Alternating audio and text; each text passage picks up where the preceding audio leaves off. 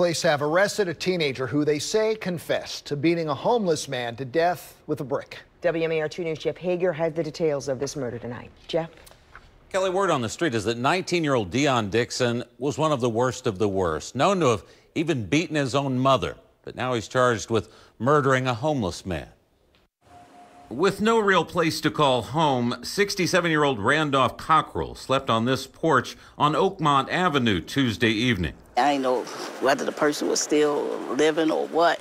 And the next morning, Tanya Teagle saw police standing over a body in her yard across the alley and later learned it was the homeless man, known in the area as Mr. Randolph. He was the neighborhood nuisance.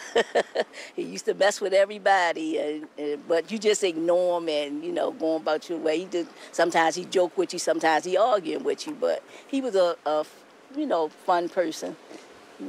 He didn't really do too much bother nobody. That is until somehow he appears to have drawn the ire of 19-year-old Dion Dixon. The suspect, Mr. Dixon, in some way confronted him.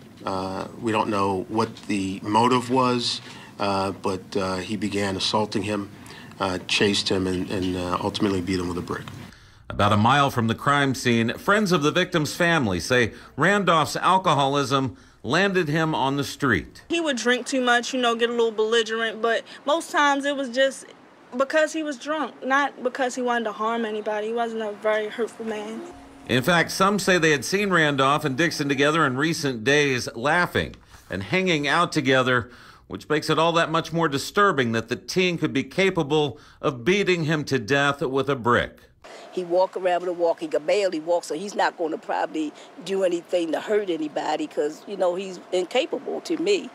And it was real sad to hear that somebody did that to him, somebody that's defenseless, Dixon is being held at Central Booking tonight on a series of charges, including murder and assault.